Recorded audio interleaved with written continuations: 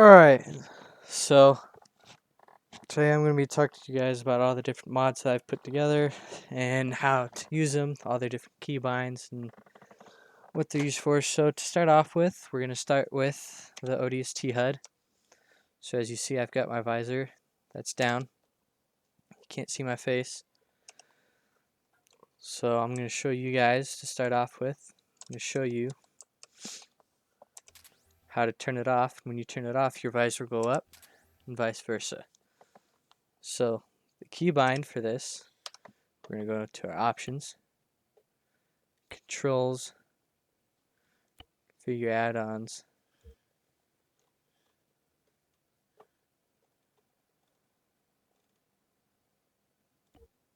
operation trebuchet, and so switch HUD on and off, set to app menu.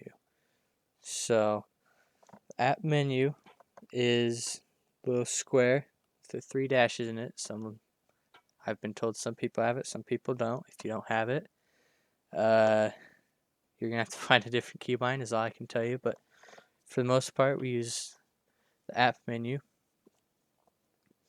So the HUD's pretty cool in the fact that, as you can see, that I've got a compass at the top of my screen. Bottom left, I've got friend or foe radar. Bottom right has my weapons, the ammo, bullets, all that neat stuff. Now if I hit Shift app menu, it'll bring up my HUD menu. So here's where you can customize your HUD. So you got down here your HUD's LHD mode. So you can turn it off. And you notice that your radar goes away. You've got 3 different options. You got your friend or foe radar. You got your squad shoulder cameras. You got your navigation assistant map. So different people prefer different ones. So friend or foe radar is pretty easy. It shows objects, people in your area, whether they're friend or foe, or just part of the scenery. Squad shoulder cameras is pretty nice for keeping track of your guys. You can sit there, and over here on the right side, you can see I can choose which guy in my fire team I want it to be on. And I can switch night vision and thermal mode for different settings. And so once you've made any changes, you'd update your current HUD. So we're going to update it. Hit escape to get out of that menu. Now we're going to see Archie Dorgan. It's this guy right here. You can see kind of what he sees. So it's really good for keeping track of your guys. If you do Shift Y and H, you can go through, switch between your different squad mates. So now it's on RIS. Alright, for the next one, we're going to be going over C-Tab. So to use this, you're going to want to grab the Galaxy S20 Tactical Edition. That's what I use, what I've been told everyone else uses. So do that. We're going to go verify all of our keybinds. You're going to get rid of a few keybinds. So you're going to come into here. You're going to go infantry movement. You're going to come down to salute, and you're going to delete that. No one cares. You're in the field. You don't salute your officers. We don't do sniper checks here. And you're going to go to configure add-ons. Once in configure add-ons, you're going to go to your C tab. And there you're going to bind what was your salute to the toggle main interface. And then from there, you'll bind control, the backslash for secondary, alt H. So the C tab, Blue Force Tracker, plain and simple is what it is. If I hit the backspace, the backslash, you see it down there. It shows where I'm at. And it's just another neat thing. It gives me exactly my heading, which my HUD does. But what it does that my HUD doesn't do is it gives me my 6-digit grid. And it gives me a little topographical map that I can look at the area so I can kind of get a better view of what's going on. Now I can bring that to the forefront by hitting Alt H, or I can do Control / to bring it up to the forefront. So you got two different ways, and then from here is where it kind of gets more interesting. So you can use right click to move around, scroll wheel to zoom in and out. You can change icon sizes in here, any text. You can switch your map textures. You can turn off your map tools. So what's cool about this is, like, you guys have probably noticed in the bottom left corner is we've got a 6-digit grid that's always updating itself. We've got the altitude underneath that, then the distance from you, and the direction.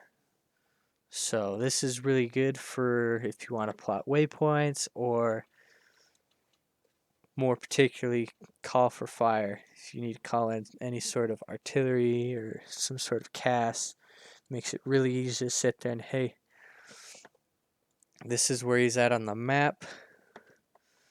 This is a 6-digit grid. Makes it pretty nice and simple. You call on that grid, you get the dude fucked up, and then your day is done. Alright. So the next one we're gonna do your Web Knight melee system. So put your weapon on your back, hit 0. I seem to be having trouble. I don't know if other people are gonna experience it, where just tapping it, your weapon doesn't stay in the back. So you gotta hold it for a second or two. Basically, as soon as you see the animation start, you gotta let go, or else he's gonna bring it back to the forefront.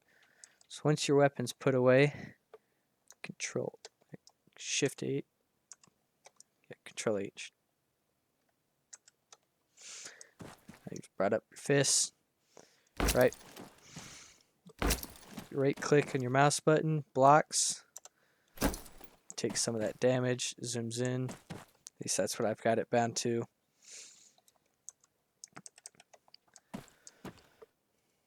Left click punches. Your space bar, going side to side dodges. And I don't think it'll let me do it on them. So we're gonna run back here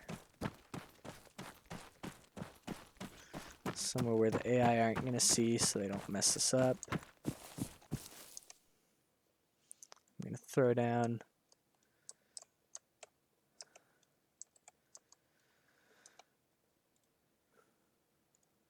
just a random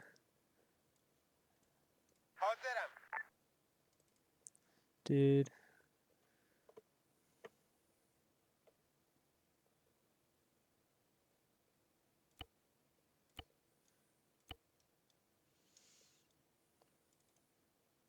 Set him to careless so he doesn't do anything.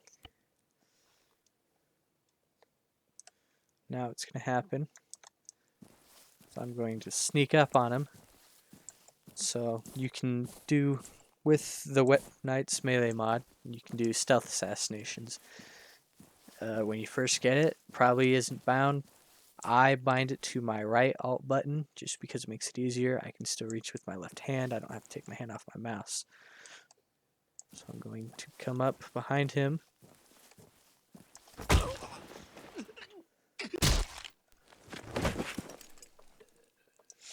And there you go. You got your stealth assassination.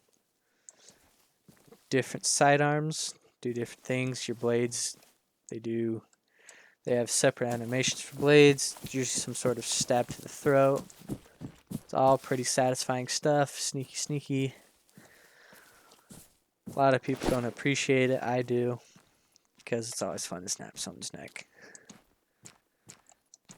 Now, for the part that a lot of you have probably been waiting for, we're going to talk about the drop pods. So you've seen me kind of walk by them. Drop pods, pretty simple.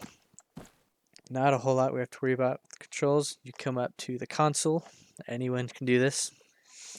Mouse wheel, open control menu. And then from there, you've got on your right side, you see all your HEVs. You can use your mouse wheel to scroll out. You've got the map of the entire area. So you don't really have to worry about everything here in the bottom left.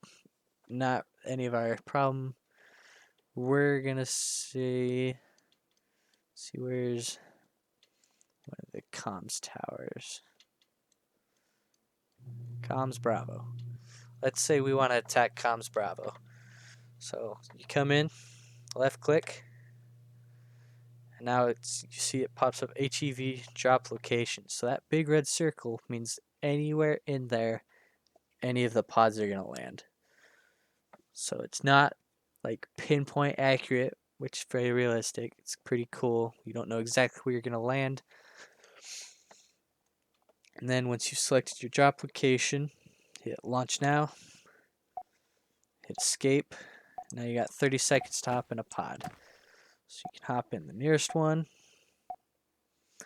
and then we just hang out. So this is pretty cool. If you've got a respawn point set up at your base, you respawn at base, and then you can use these to reinsert. That way you don't have to worry about coordinating with any air assets to airdrop you back in there, or you don't have to ping your Zeus, and your Zeus has to worry about babysit people back at the base and on the battle. So once countdown runs out, drop pods will close, you'll get some sort of loading screen. From here you're attached to the bottom of your frigate. The frigate will delete at the end of the drop pod to save your computer's performance. So you can look around, you've got your different screens. And basically just wait for the countdown. It's a 3-stage drop. I'm not smart enough to go in all 3 stages, I don't remember them that well.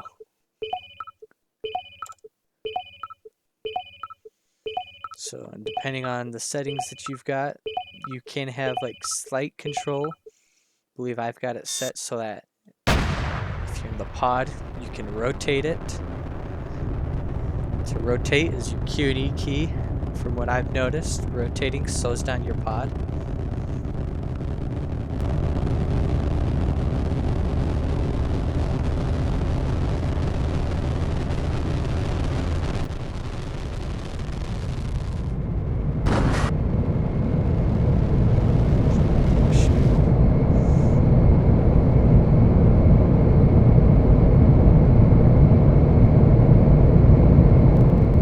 I've landed.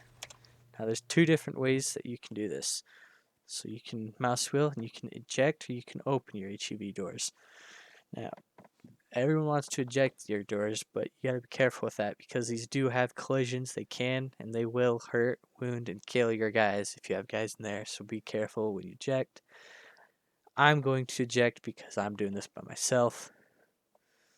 Kick off the door, you hop out, and you have fun blasting dudes. So that's about it.